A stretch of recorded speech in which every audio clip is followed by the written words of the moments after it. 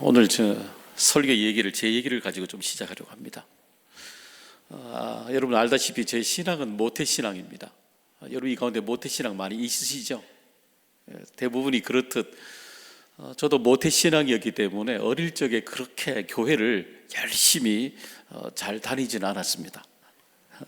잘 다니지도 않았고 그리고 예수님을 믿으라고 말해도 그 말이 참 어려웠습니다. 그래서 어릴 때부터 모태신앙이지만 사실 교회를 잘 가지 않았죠. 그래서 저는 대부분의 시간들을 믿지 않는 친구들과 대부분이 시간을 많이 보냈습니다. 아마 이맘때가 되면 이제 여름이 오잖아요. 여름이 오게 되면 여러분 얼마나 더워요, 그죠? 그래서 저는 친구들하고 밖에 나가서 이맘때만 되면은 열심히 저녁마다 마셨거든요. 얼마나 시원한지 모릅니다. 그래서 열심히 참 많이 마셨습니다. 매일마다 거의 친구들을 만나서 먹고 마시고 얼마나 그렇게 신나게 세월을 보냈는지 모릅니다. 그러다가 한날은 제가 예수님을 만나고 난 뒤에 그 다음부터요 우리 친구들하고 이제 호프집에서 만나도 갑자기 제가 술을 안 마시는 겁니다. 가만히 애들 얘기만 들어주고 난 뒤에 그때부터 제가 친구들을 다 바래다 줬거든요. 집에 저녁에 제가 이제 운전을 하니까 다 바래다 줬거든요. 그리고 난 뒤에 제가 얼마 뒤에 또 시간이 좀 지났지만 신학대학교에 지원하게 되었습니다. 그랬더니 친구들이 화들짝 놀라는 겁니다. 그 중에 그때 한참 공무원을 준비하는 친구가 하나 있었습니다. 그 친구가 제가 신학대학교를 이제 가니까 친구가 이 공무원 시험 공부를 해야 되는데 제가 학교 갈 때 따라가겠다는 겁니다. 그래서 신학대학교에 걔가 학교에 저를 같이 다녔습니다. 그래서 걔는 봤더니 제가 수업 들을 때 이렇게 봤더니 운동장에서 그네를 달면서 놀고 있는 겁니다. 그리고 나머지 시간에는 또 식사 시간에 저와 함께 점심 식사를 같이 하고 그리고 재정을 빌려줬더니 도서관에 가서 공무원 시험 공부를 그렇게 했습니다. 거기서. 그래서 제가 이상하잖아요. 제가 그래서 친구에게 물었습니다. 야, 너 공무원 시험 공부한다며 근데 여기 왜 따라왔냐고. 그랬더니 그런 친구가 그런 얘기를 합니다. 왜냐하면 내가 갑자기 술도 안 먹지. 갑자기 애가 말도 좀 말한 태도도 좀 이상해졌지. 걔는 불교거든요. 집에 법당이 있습니다. 그러니까 갑자기 신학대학을 간다 그러니까 내가 아무리 생각해도 너 이상한 데 가는 거 아니냐, 이단에 빠진 게 아니냐 생각하고 따라왔다는 겁니다. 계속 따라온 게 된 거죠. 아마 우리 친구 눈에는 아마 그렇게 제가 이상하게 보였겠죠. 지금도 제가 그 친구가 1년에 한두 번씩 꼭꼭 전화를 합니다. 저하고 굉장히 친한 친구이기 때문에 전화를 합니다. 그럼 친구가 저한테 항상 이렇게 묻습니다. 그래, 최 목사 요즘 목회 잘하고 있어? 그럽니다. 그래, 그렇지, 잘하고 있지. 그럽니다. 근데 그 친구 아직도 교회 나오지 않고 있습니다. 제가 전도해야 될 아직도 대상이 됩니다. 여러분, 예수 믿고 나면요 우리의 삶에 큰 변화가 있죠. 오늘 본문을 보게 되면 바울도 그의 삶에 예수님 믿기 전과 후의 얘기는 변화된 삶은 엄청난 변화의 얘기를 들려주고 있습니다. 어떤 변화일까요? 그것은 그가 감사한 사람이 되었다는 것입니다. 여러분 말그릇이라는 책이 있습니다. 거기에 보게 되면 이 제목이 하나가 있습니다. 당신의 말은 당신을 닮았습니다 라는 그 본문입니다. 거기 보게 되면은 그 대목에 보게 되면 많은 사람들이 가장 자기와 편한 사람에게 가장 큰 영향을 받는다고 말합니다. 자기와 가장 가까운 사람에게 가장 큰 영향력을 받고 있다고 말합니다. 여러분 그래서 여러분 어린 시절에 부모로부터 우리는 영향력을 많이 받고 자라게 되잖아요.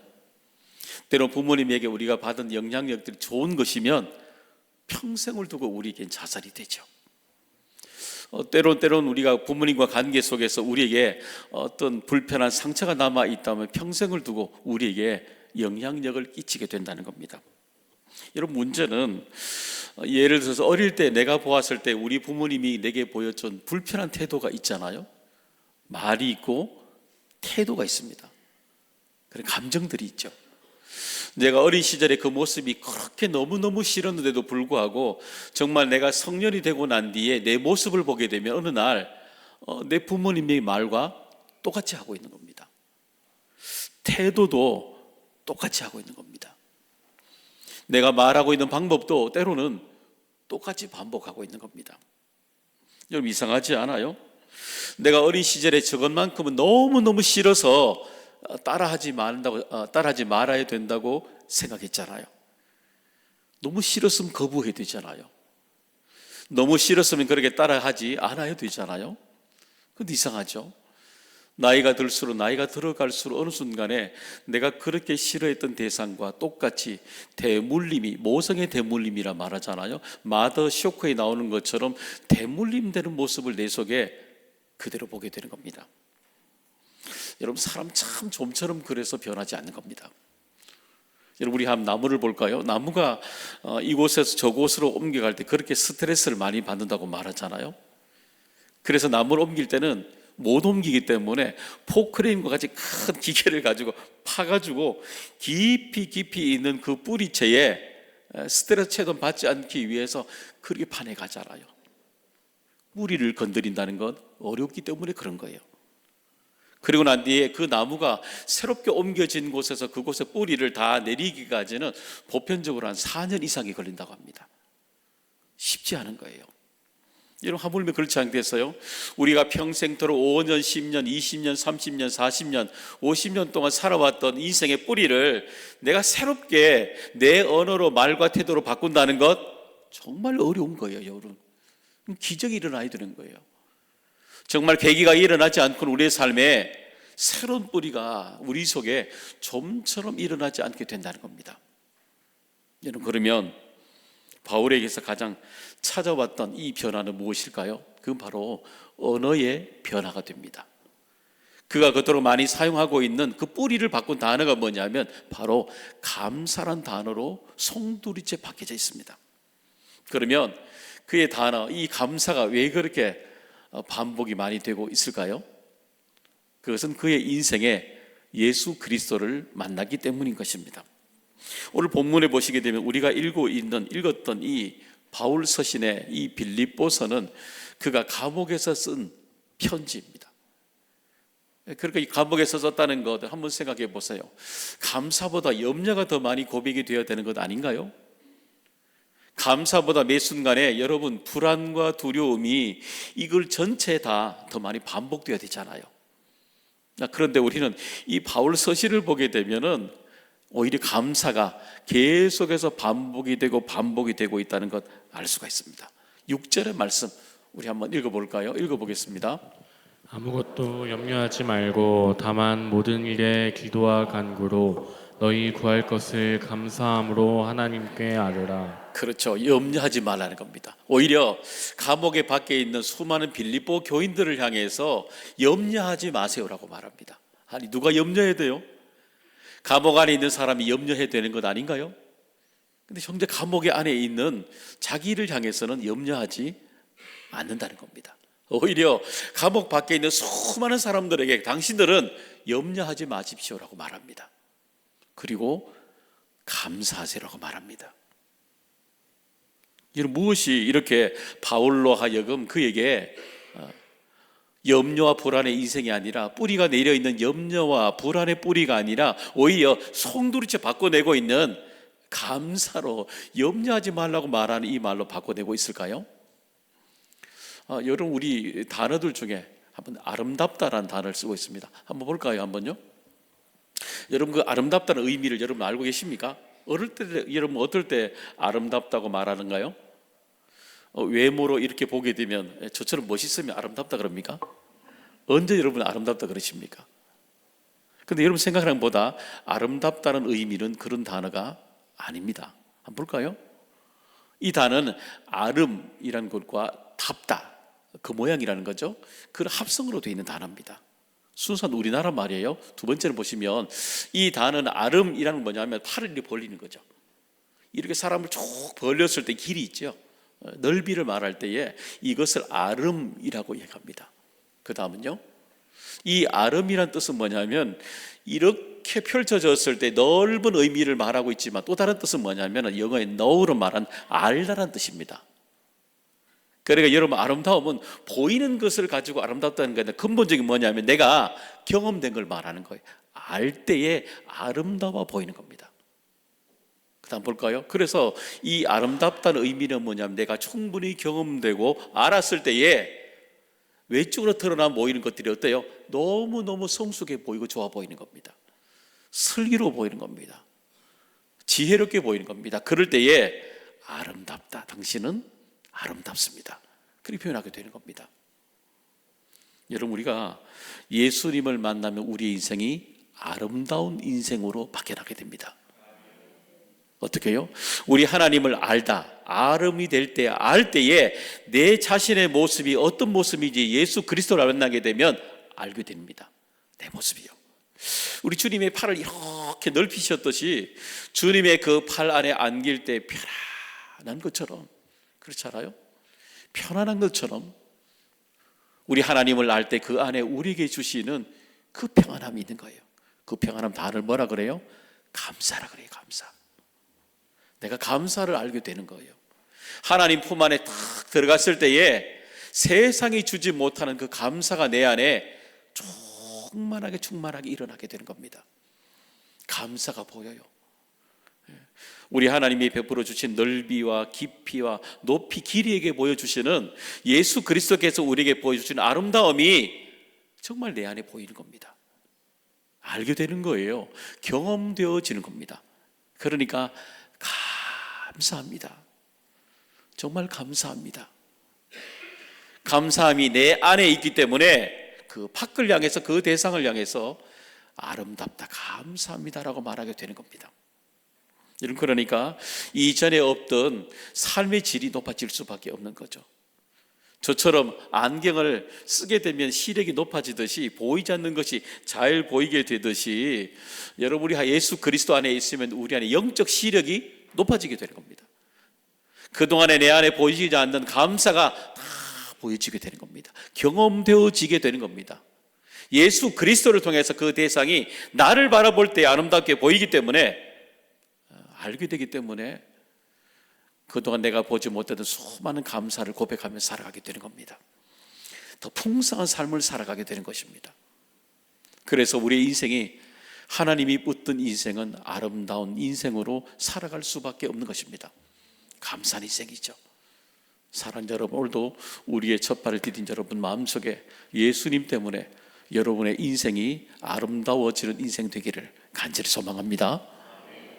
두 번째는 우리가 예수 그리스도를 만날 때 어떤 변화냐면, 두 번째는 우리의 인생에 믿음의 사람으로 변화된 삶을 살아가게 되는 것입니다. 여러분, 교회에 나오게 되면, 이렇게 나오게 되면 제일 많이 듣는 단어가 믿음이고, 그리고 매 순간마다 우리가 어릴 때부터 들었던 단어가 뭐냐면 믿음이란 단어와 함께 믿으면 된다, 믿으세요라는 단어를 굉장히 많이 듣고 살아가게 됩니다. 물론 이렇게 표현하게 되는 이유가 있죠. 믿음이 전부이기 때문에 그렇습니다. 모든 성경에 아무리 많은 표현이 되었어도 내가 학을 믿지 않으면 아무 소용이 없으니까요. 중요하니까요. 본질이니까요. 전부이기 때문에 우리는 믿음을 강조할 수밖에 없는 거죠. 여러분, 근데 한편으로는 우리가 믿음의 사람이든 믿지 않는 사람이든 이야기 속에 믿으면 돼, 믿으면 돼, 이 단어가 때로는 불편할 수가 있습니다. 그렇죠? 왜냐하면 그 뒤에 우리가 이야기하고 싶은 깊은 함의 같은 것이 있잖아요. 근데 깊은 얘기가 있는데 한 단어로 믿으면 돼 라는 단어가 성급하게 느껴질 때가 있죠. 때로는 믿지 않는 사람들에게 예수 믿으면 됩니다, 믿으세요라고 말할 때 그분들에게는 이 시대에 굉장히 거북하게 밀어내는 하나의 태도로 보여지기도 하죠. 여러분, 그러면 이 땅에서 우리 그러면 믿음이 필요 없을까요? 그러면 살아갈 때에?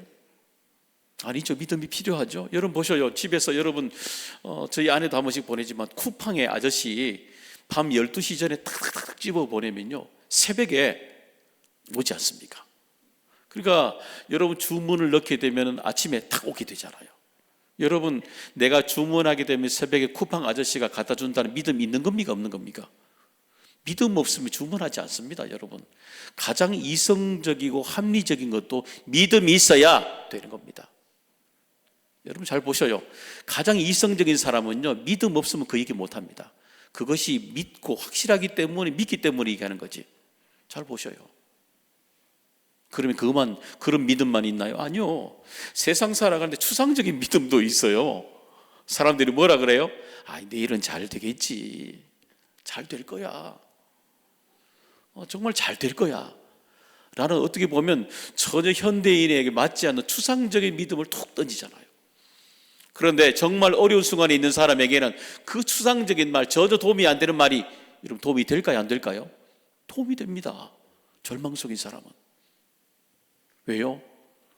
그거라도 붙들어야 되니까요. 여러분, 오늘도 이 시대에 믿은 사람이든 믿지 않는 사람이든 이성적인 믿음이든 용감한 믿음이든 이 땅을 살아가는 우리들에게 믿음 없이는 살아갈 수 없는 것입니다.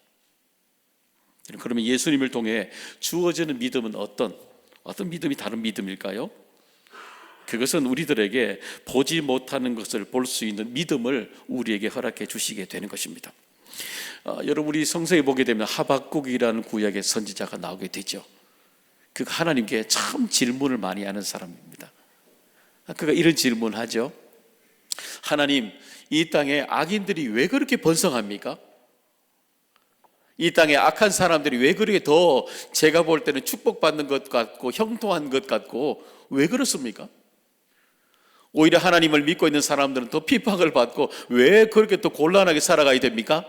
라고 질문합니다. 왜냐하면 이 하박국의 눈에 보여지는 세상은 너무너무 불공평한 세상인 겁니다. 사회적 모순이 너무너무 많이 보이는 거죠. 여러분, 우리들도 종종 하박국처럼 이런 질문을 할 때가 있잖아요. 하나님, 왜 이렇게 불공평합니까? 하나님, 저는 왜 이렇게 핍박을 받으며 풀리지 않은 삶을 살아가야 됩니까? 여러분, 그렇게 질문할 때 많이 있잖아요.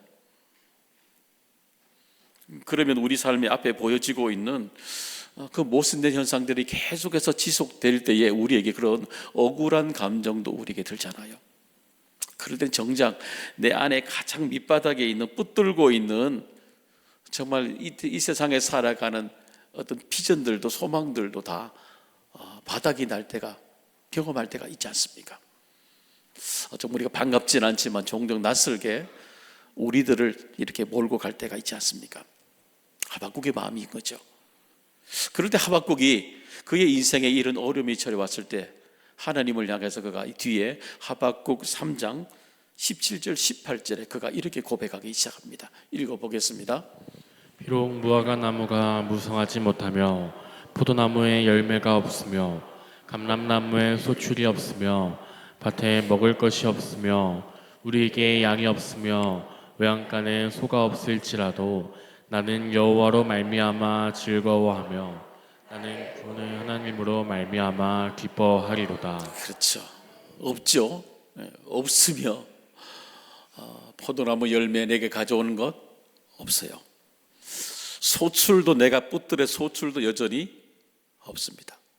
어쩌면 일용할 양식처럼 매일마다 살아가야 되는 우리 집에 양식으로 모여지는 희망인 소도 없습니다. 그러니까 아무것도 없는 거죠. 아무것도 없는데도 불구하고 하박국이 이렇게 고백하잖아요. 보시면 내가 나의 구원의 하나님으로 말미암아 기뻐하리로다. 하나님 때문에 말입니다. 여전히 내 삶에 보이지 않지만 그것을 그 속에서 건지게 하시는, 내 문제 속에서 건지게 하시는 하나님 때문에 나는 여전히 하나님을 향해서 기뻐한다라고 고백하고 있는 겁니다. 보지 못하는 기쁨을 바라보고 있는 겁니다. 여러분, 소확행 제가 읽었던 그 책에 나오는 한 가지 글이 다윗의 이야기가 됩니다. 여러분, 다윗의 인생을 보게 되면 참 파란만장한 인생을 보내게 되잖아요. 그가 영웅이지만, 민족을 구한 영웅이지만 곧바로 10년 넘도록 이 사울 왕으로부터 생명의 위협을 받게 되죠. 매 순간이 생명을 위협을 받게 되고, 어떤 곳에는 가드 쪽에 블레셋 쪽으로 갔을 때는 정말 실성한 사람처럼 행동해야만이 살 수 있는 인생의 가장 밑바닥까지 내려가게 됩니다. 그리고 왕이 되고 난 뒤는 끝났나요? 아니요. 왕이 되고 난 뒤에는 그 뒤에 사랑하는 아들들이 반란을 일으켜서 아버지를 죽이려고 하잖아요. 얼마나 허무합니까?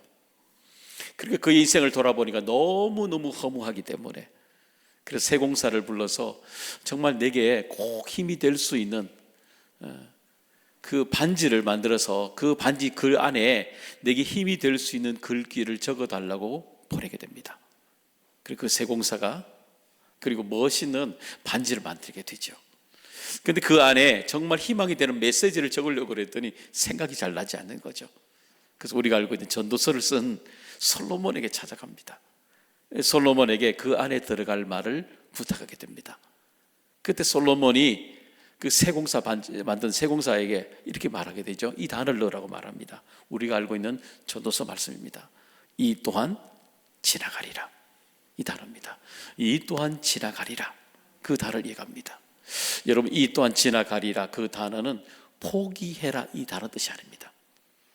지금 우리에게 주어져 있는 현실 포기하고 넘어가라 이 단어가 아닙니다. 이 단어는 뭐냐 하면은 지나가면 하나님이 그 뒤에 보이지 않는 그 시간에 하나님이 이끄시는 회복의 시간이 반드시 인생에 반등하는 시간이 분명히 있을 것이라는 약속을 보라는 것입니다. 여러분, 우리 인천 바다에 가보게 되면 지금도 그 바닷속에 수많은 밀물이 얼마나 밀려 들어옵니까? 밀물이 밀려 들어올 때마다 그 바닥에 있는 밀을 쭉쭉 밀고 들어오잖아요. 얼마나 많이 밀려 들어옵니까?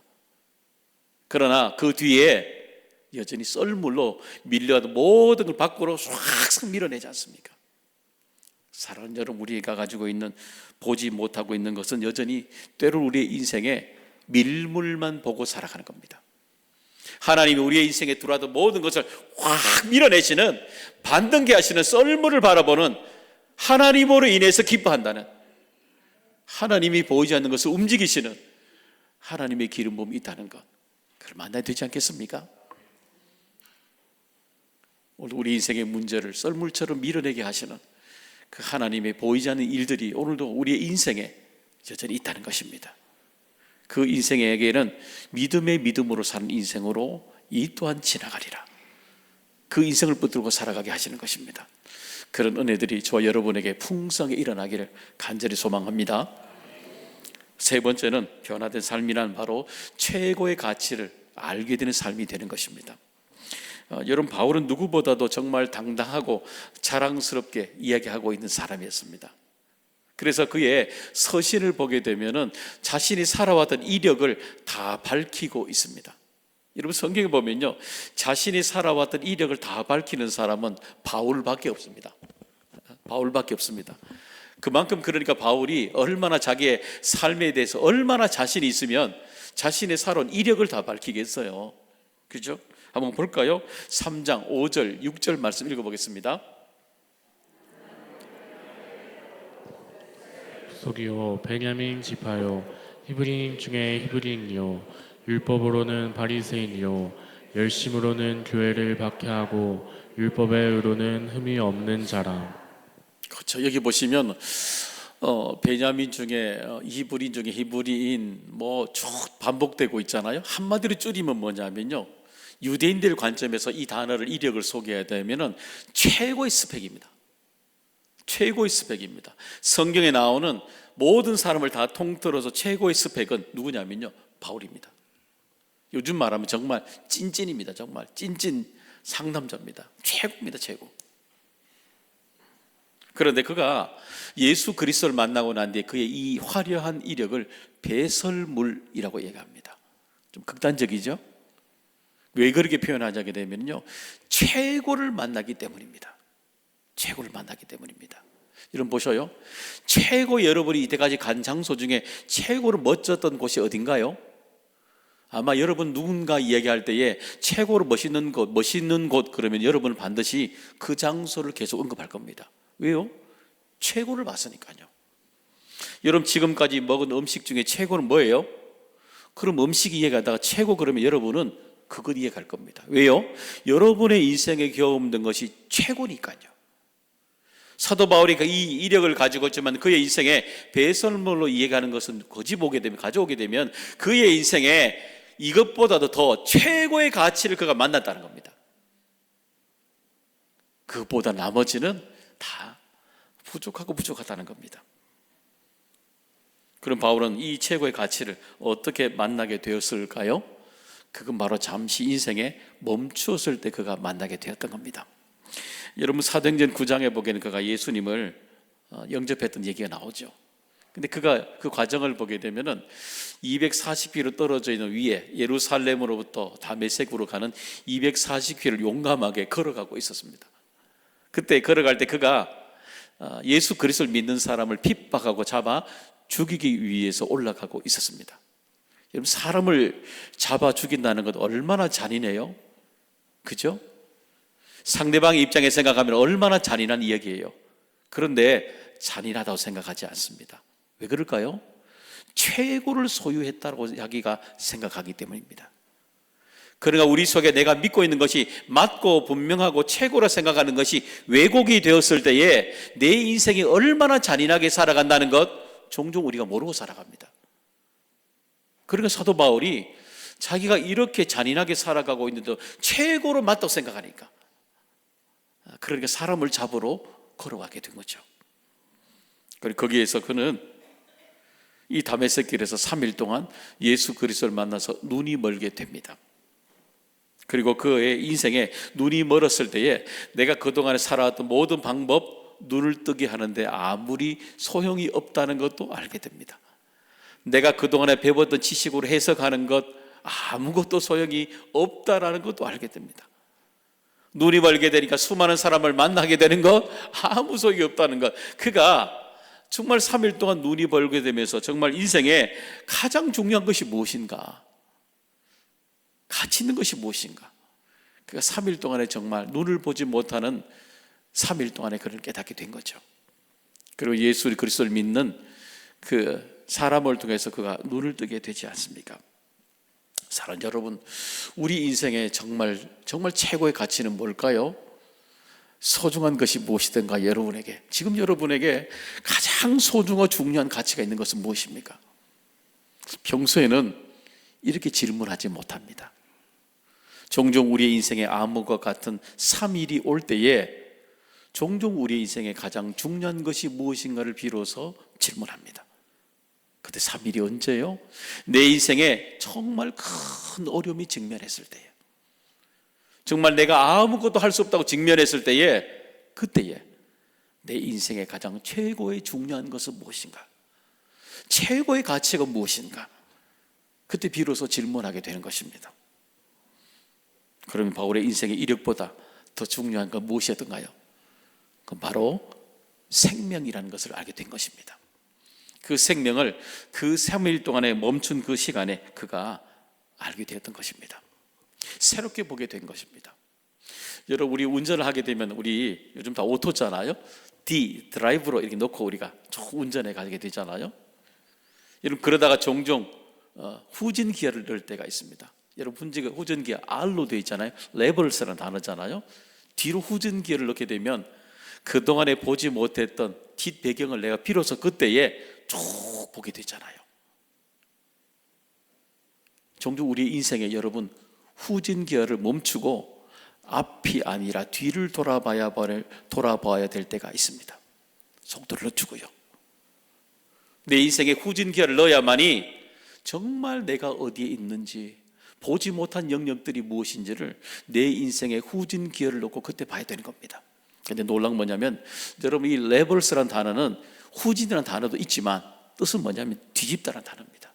그 말은 내 인생에 후진 기어를 넣어야만이 내 인생에 보지 못한 걸 확 뒤집을 수 있는 영적 시야가 열리게 된다는 겁니다. 보게 된다는 겁니다. 여러분, 사도 바울처럼 우리 인생에 그런 인생에 멈추고 후진 기어를 한번 넣어봐야 되지 않겠어요? 그러면 내 인생에 최고의 가치가 무엇인가를 비로소 알게 되는 겁니다. 지금 이 순간 내가 보지 못하는 것이 무엇인지, 가장 최고로 내가 중요한 것이 무엇인지를 깨닫게 되는 거죠.